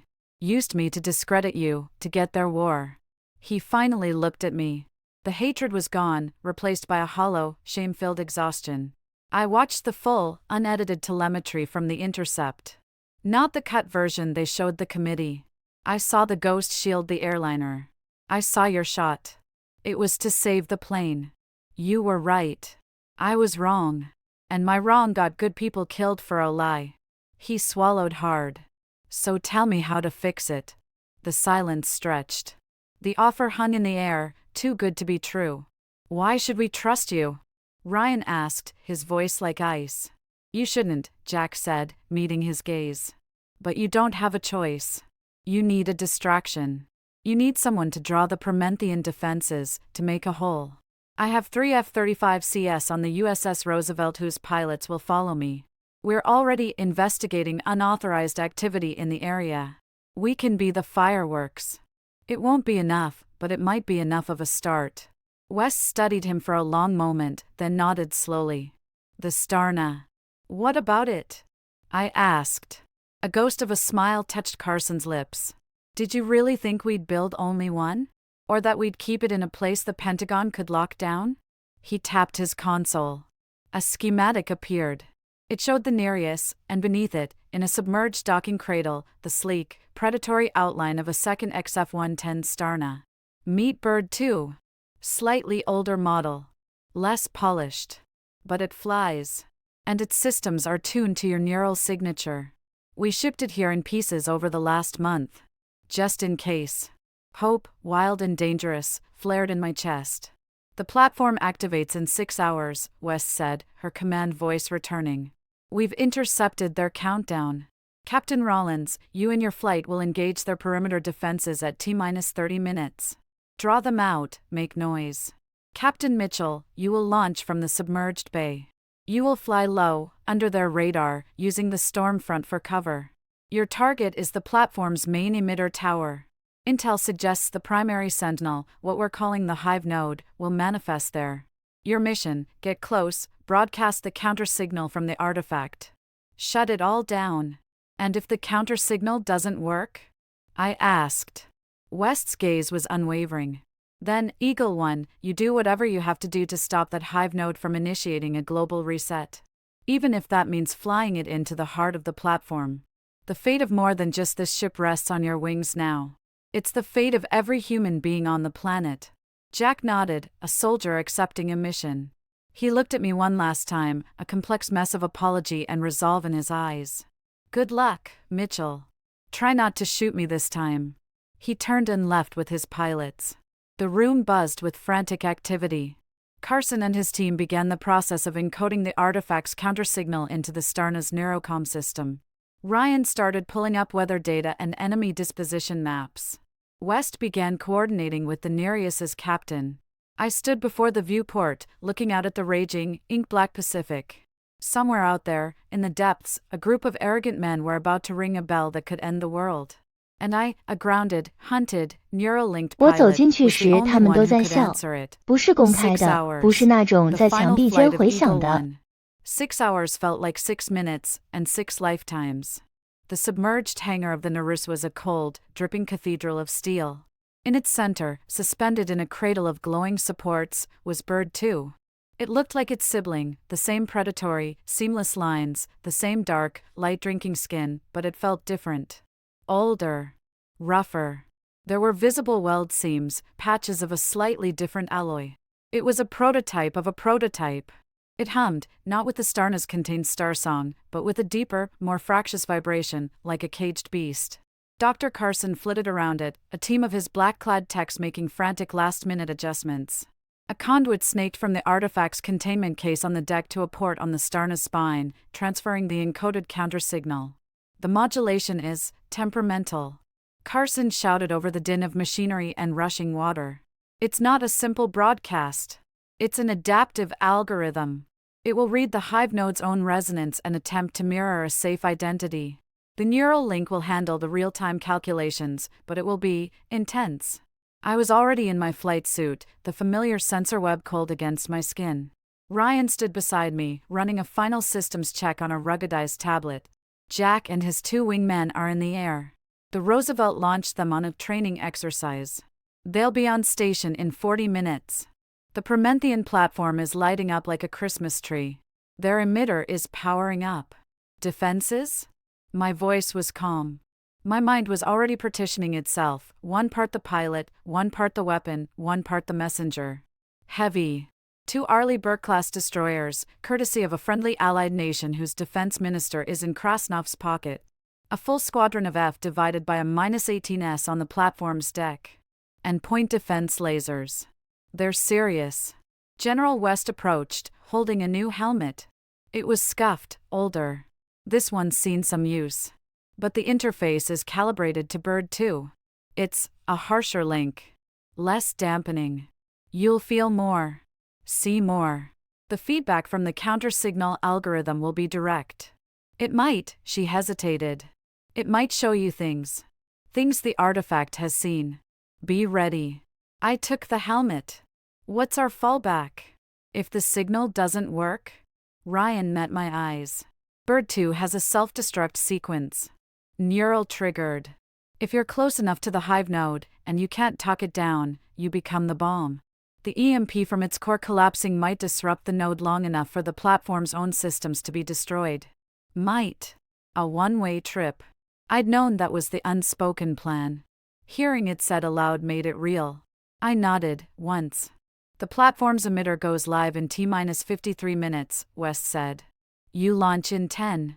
Fly dark, nap of the Earth, below radar horizon. Use the storm cell moving in as cover. Jack's diversion starts in 35 minutes. That's your window. Get in, get close, broadcast. We'll be monitoring, but comms will be spotty through the interference. You'll be on your own. Understood. I turned to the gantry leading to Bird 2's cockpit. Ryan caught my arm. Sarah. He rarely used my first name. His grip was firm. The pattern you saw. The prime numbers. In the simulator. That was them trying to talk. This signal, it's us talking back. Remember that. It's not a weapon. It's a handshake. Your job is to reach out. Don't let the noise of the war drown out the signal. I placed my hand over his. Keep the channel open for me, Ryan. He gave a tight nod and released me. I climbed into the cockpit. It was less refined. Harder edges. The gel mold seat was stiffer. As the canopy irised shut, plunging me into the familiar amber gloom, the neural interface ports in the helmet clicked home. The connection was not a cool rush. It was a jolt. Raw, unfiltered data screamed into my mind. The hangar's sonar pings, the pressure of the deep ocean, the thrum of the Nereus's reactors, the chaotic, beautiful pulse of the alien artifact still feeding its data. I gasped, my hands flying to my temples. It was too much. Sarah! Neural levels are spiking. Can you hear me? Carson's voice was distant, tinny. Dampeners are offline, I gritted out. They have to be. For the signal algorithm to work. You have to ride it. Find the center. I squeezed my eyes shut, fighting the tsunami of sensation. I couldn't fight it. I had to surf it. I remembered Ryan's training. Don't resist the data. Be the conduit. I forced myself to relax, to let the information flow through, not at me. Slowly, the chaos began to resolve. I could feel Bird 2's every rivet, every fluidic actuator. I could see through its hull, the hangar, the water, the faint outlines of the distant platform on long-range passive sensors. The storm front was a boiling mass of pressure and lightning ahead. The headache was gone, replaced by a hyper-awareness that was both terrifying and exhilarating. Eagle One, systems are green. Such as they are, Carson reported, his voice clearer now in my mind. Launch sequence is yours. I thought of the ocean above. Of the sky. The cradle released. Bird 2, heavy and ungainly in the water, dropped free. For a moment, we sank into the dark, cold silence. Then I willed the thrust. The plasma drive ignited underwater with a muffled, earth-shaking whump. A bubble of superheated steam enveloped the craft. We shot upward, a black arrow rising from the deep. We broke the surface into the heart of the storm. Rain and sleet lashed the canopy. Lightning fractured the bruised purple sky. The Starna shuddered but held true. I pushed the thought, and we accelerated, skimming mere feet above the heaving, white-capped waves. The neural link painted the world in a stark chiaroscuro of data, wave height, wind shear, the distant electronic fog of the Promethean platform's early warning radar. I weaved through it, a ghost in the storm. Eagle One, you are clear of the Nereus. Proceeding on course. Red Flight, what is your status? I sub-vocalized, the link picking up the impulses. Red Lead, copies, Jack's voice came back, crackling with static. We are at Angels 20, holding at the edge of their declared airspace. We can see the platform. It's huge. Like an oil rig built by a mad scientist. The emitter dish is the size of a football field. Starting our run in 5.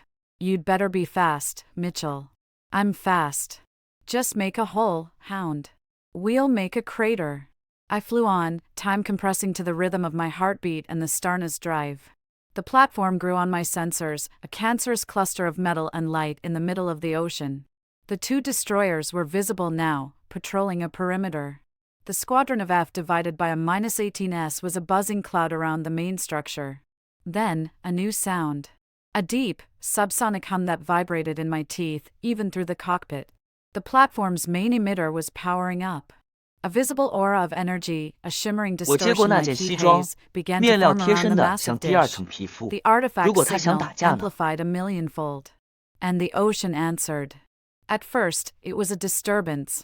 A vast, dark shadow rising beneath the platform, bigger than the Nereus, bigger than anything man-made. The water bulged, then parted. The hive node rose from the deep. It was not an ovoid. It was a mountain. A sleek, terrifying mountain of the same luminous material, shaped like a titanic, faceted seed pod or a grotesque, angular heart. It dwarfed the platform. It made the destroyers look like toys. It pulsed with a deep, crimson light that cut through the storm's gloom. Dozens, then hundreds of smaller ghosts, the standard scout ovoids, streamed from ports on its surface, forming a shimmering, protective nebula around it. My breath caught. The sheer scale of it was soul-crushing. This wasn't a scout. This was a queen, a command ship, a god of war waking from a long sleep. My God, Carson's whisper was a prayer of terror in my ear. Red flight. Go! Now! I screamed. Fox 3. Fox 3. Jack's voice, full of battle fury. From high above, 3 streaks of fire descended. Jack and his wingmen had launched a volley of long-range missiles at the nearest destroyer, not to sink it, but to provoke, to draw the hornet's nest. Alarms blared across the Promethean fleet. Point defense lasers on the destroyers lanced out, swatting 2 missiles from the sky. The third found its mark, impacting the destroyer's superstructure in a fireball. The F/A-18 swarm broke from the platform, roaring towards the source of the attack. We're engaged. Multiple bandits. They're all over us. One of Jack's wingmen yelled. Break and scatter. Keep them busy. Eagle One, the hole is opening. Go! Go! Go! The chaos was my cover. As the Promethean fighters scrambled to meet Jack's threat, their radar focus shifted upward. I pushed Bird 2 to its limits, the plasma drive shrieking in my mind. I shot through the gap between the 2 destroyers, so low the wake of my passage sprayed their decks. I was in the kill zone. The platform point defense systems, autonomous, swiveled. Targeting lasers painted my hull. I twisted, contorted Bird 2's airframe in impossible ways, feeling the polymorphic skin ripple and flow. Energy bolts sizzled past, boiling the ocean where they hit. One grazed my left wingtip. A searing feedback pain, like a white-hot brand, shot up my neural link. I cried out. Eagle One, you're hit. I'm fine. I lied. The wing was damaged. Handling was sluggish. The hive node loomed ahead, a crimson cliff face filling my world. The smaller ghosts swarmed, but they seemed confused, their attention split between the dogfight above and the strange, nimble intruder weaving through their defenses. The emitter on the platform reached a crescendo. A beam of coherent white light, thick as a skyscraper, lanced from the dish and struck the hive node. The node didn't react with violence. It absorbed it. The crimson light across its surface flared, then shifted, cycling through colors. It was reading the signal. Processing the stolen Prometheus artifact's call. It was being addressed. And it was turning its full, awful attention towards the source of the address, the platform. A deep, resonant tone, felt rather than heard, emanated from the node. The smaller ghosts around it suddenly reoriented. Half continued to harass Jack's flight. The other half turned their glowing fronts towards the Promethean platform itself. The friendly assets were now the primary target. I had to get closer. Right into the heart of the swarm, under the shadow of the node itself. To where its sensory face would be. I'm initiating the counter-signal broadcast. I yelled. I focused my mind, activating the complex algorithm Carson had loaded. A new sensation bloomed in my head, not pain, but a profound, stretching strangeness. It felt like speaking in a language made of light and gravity. Data streams containing the prime number sequence, harmonic resonances, and the non-hostile identifier flowed from Bird 2, a whisper against the platform's scream. For a second, nothing. The ghosts continued their movement. The node continued its ominous color cycle. Then, a response. Not from the node. From the swarm around me. A dozen ghosts slowed, their pulsing lights syncing to the rhythm of my broadcast. They weren't attacking. They were listening. They parted, forming a tunnel leading directly towards the vast, glowing underbelly of the hive node. It's working. They're acknowledging. Carson cheered. I flew into the tunnel, the ghosts forming a shimmering honor guard. The node grew until it was all I could see, a wall of alien technology.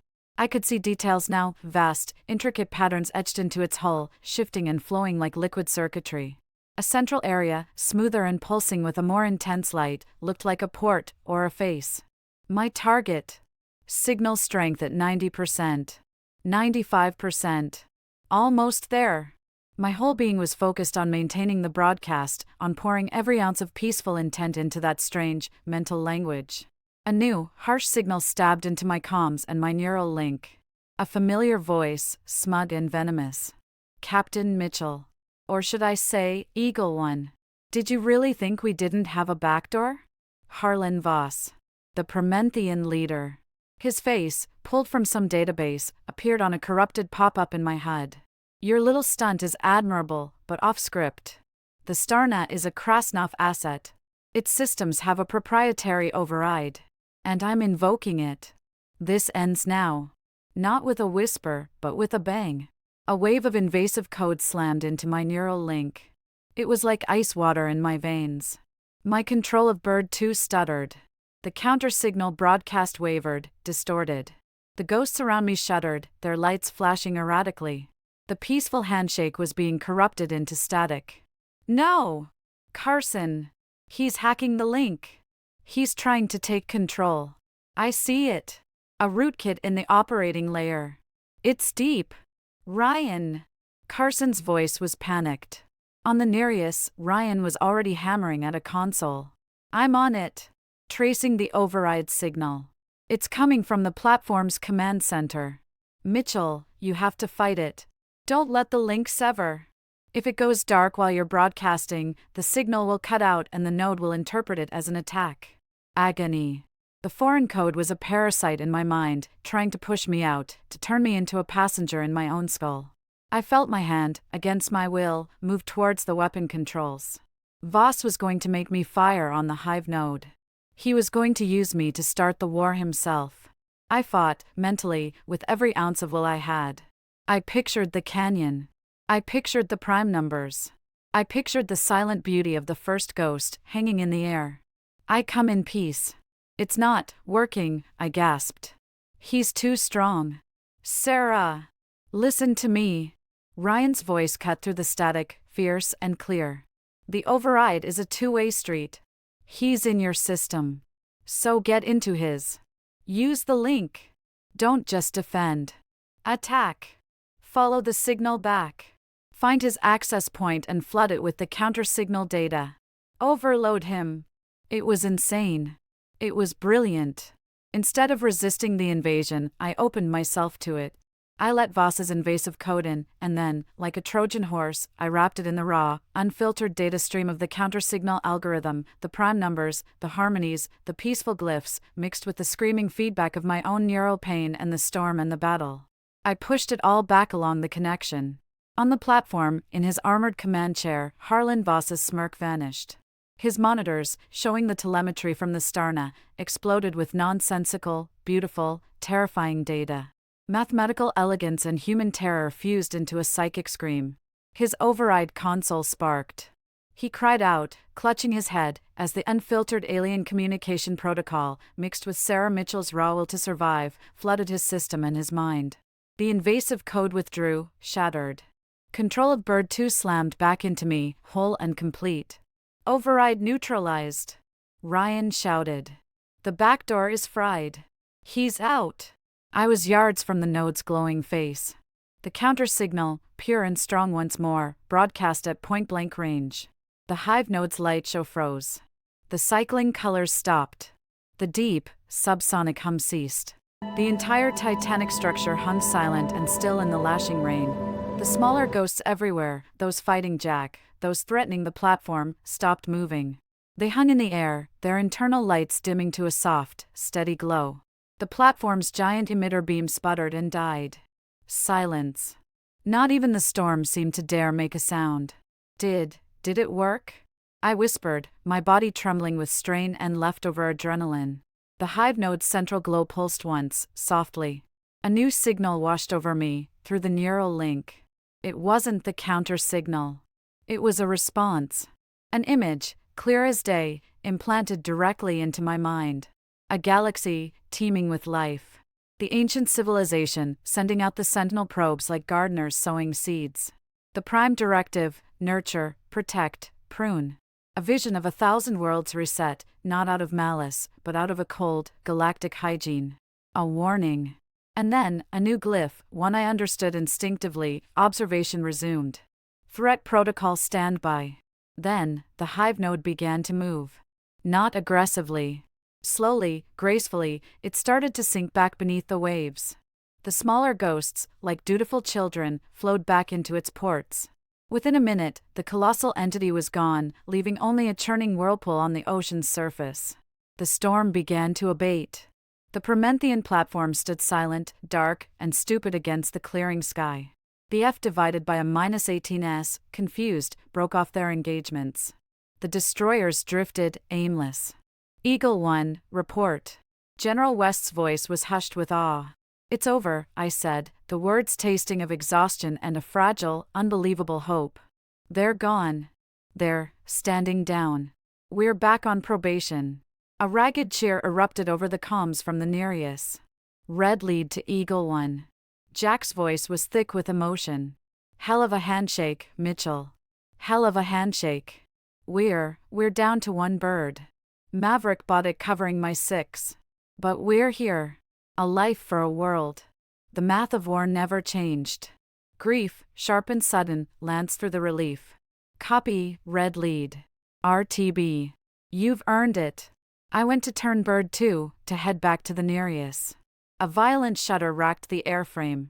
Warning sirens blared in my mind. The damage from the point defense laser, compounded by the neural strain and the violent maneuvers, was terminal. Systems were failing. The plasma drive stuttered. Eagle One, you have a cascade in your primary drive. Eject. Eject now. Carson yelled. I was over open ocean, miles from the Nereus. The Starna was losing altitude fast, trailing smoke and sparks. I pulled on the eject handles. Nothing. Neural link is fused with the ejection sequencer. The overload must have burned it out. You're hardwired in. Ryan's voice was frantic. Bird 2 became a dead weight, a coffin of falling metal. The ocean rushed up to meet me. I pulled with all my mental might, trying to regain control, but the systems were dead, the link a screaming tangle of failure alarms. I can't eject. I'm going in. I had one last, desperate idea. I focused everything I had left, not on flying, but on one system, the canopy. The polymorphic alloy. I poured the last of my will into the thought, open. With a grinding shriek of tortured metal, the seamless canopy above me cracked along a line, then irised open a foot. Icy rain and wind blasted in. It wasn't an ejection. It was a desperate escape. I unbuckled, stood up in the screaming wind as the dying Starna fell towards the gray water. I climbed onto the seat, onto the edge of the cockpit, the G-forces trying to tear me away. I jumped. I fell, tumbling, away from the stricken bird. A second later, bird 2 slammed into the Pacific in a tremendous geyser of water and flame. The cold hit me like a truck. Then the impact with the water drove the air from my lungs. I plunged deep into the churning, dark, freezing silence.